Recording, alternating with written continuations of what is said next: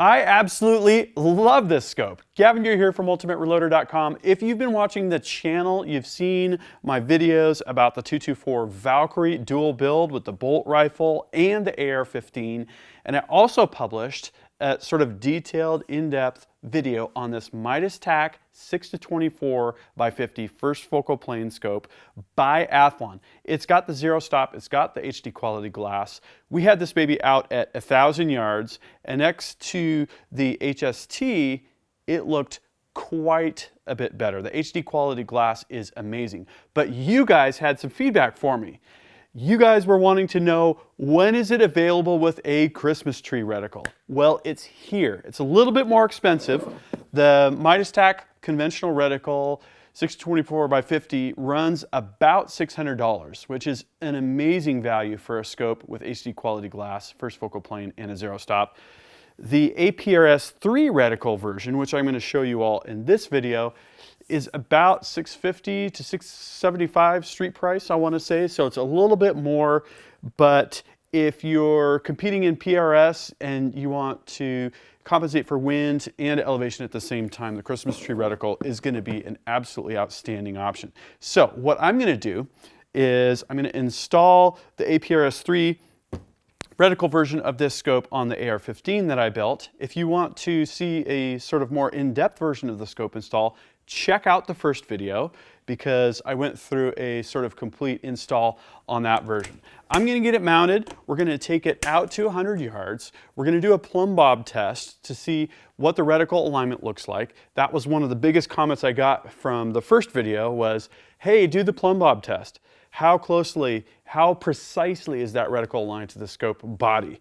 And then the other thing you all asked for was a tracking test. So I'm going to take it out to 100 yards, and when I'm sighting it in, I'll do a bit of a box test where we adjust both the windage and the elevation. We shoot in different quadrants, if you will, and then we come back to zero and we see how accurately it's going to retain that zero position. Super critical for stuff like PRS. So you can watch along. I'm going to speed up my scope install. We'll go out to the range. We'll do our tracking test. We'll do our plumb bob test, and let's see how this scope performs.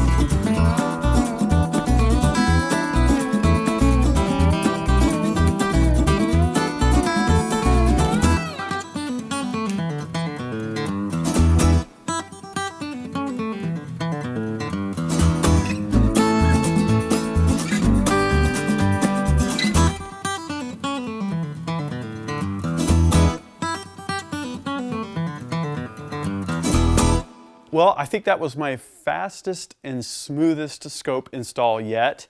And when I put the plumb bob and the reticle together, you guys aren't going to believe this. Let me give you a quick look at what that looked like.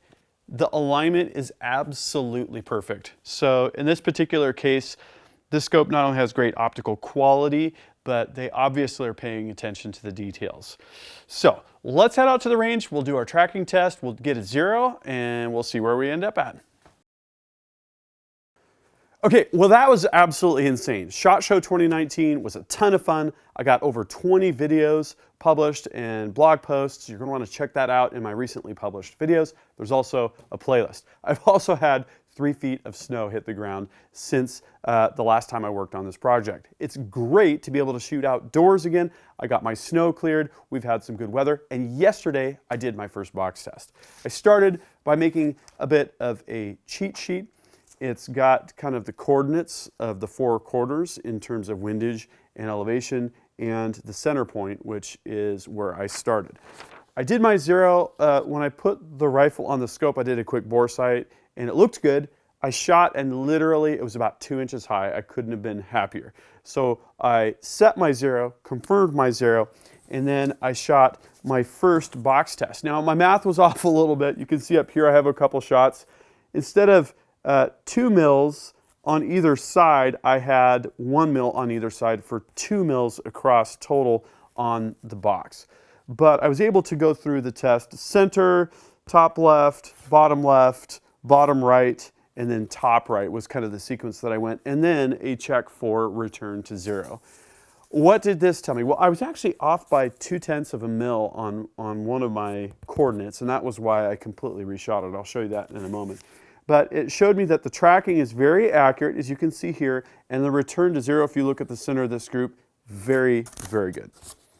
Okay, then the next day I redid the test, and this time I had 2 mils on either side for 4 mils across and 4 mils high. I reshot the same test. I was shooting 3 shots at each coordinate. I had one obvious flyer that I discounted, so I shot a 4th shot there. Part of that was I've been shooting the bolt gun, and this is my first time shooting the AR-15 at 100 in a while, and I was a little bit shaky and wobbly. And then also I'm shooting this hand load Sierra Match King 90 grain 224 Valkyrie that I haven't really confirmed in the AR-15 yet. So a little bit more work I think is necessary to get these groups super, super tight, but you can see here I'm really not doing bad, and it's enough to give us a general idea of how well that the scope is tracking.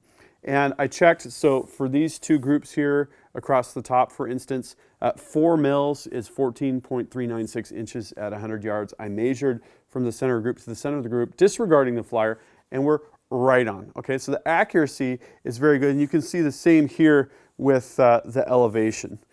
Very, very good accuracy of the elevation and windage clicks, if you will, the adjustments there.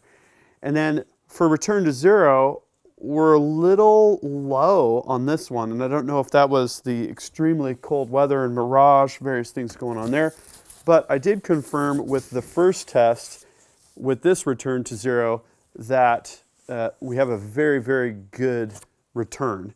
And so I feel confident in saying the tracking test was very, very good on this. And as you saw, in terms of reticle alignment to the body of the scope with the plumb bob test, we were dead on. You can see those parallel lines of the vertical portion of the reticle and the plumb bob, and they're perfectly, perfectly parallel. So this scope has excellent quality. I really like the features. 6-24, great magnification range. I installed an optional sunshade, which helped me shoot. When I was shooting my first box test, the sun was almost coming straight at me. And had a little bit of flare, but it was very usable. It would not have been without this sunshade. I'll link to that in the blog post. That's an optional add-on. The mechanical zero stop works really good. After I was done with all the box tests, I set that at 0 because I really like to have that positive return there, and then audible clicks if I want to adjust my elevation without even having to look. Very, very cool. HD quality glass, awesome. This scope looks just like the other one that I have without the APRS3 with the standard reticle. Both are super clear, and the accuracy of parallax adjustment dead on as well. So what's the net out? Now I've got the same scope on each of the 224 Valkyrie rifles that I've built. They are awesome. I could very solidly suggest and recommend this as a product in the $600 or $670 street price range, depending on which reticle you get. And I'd also like to invite you to subscribe, because I've got more optics content coming up, including electro optics, hint, hint. I've got a lot more 224 Valkyrie content coming up, a lot of other calibers this year. You're not going to want to miss any of it. So hit the subscribe button now and hit that little bell to get notifications. If you liked this video, please give it a thumbs up. It helps me. If you have experience with this scope, if you're comparing this scope, if you're curious about it, if you have opinions about it, drop a comment. Let us know how you feel. I'd be super interested to read and respond to those comments. So thank you all for watching. Until next time, happy shooting and happy reloading.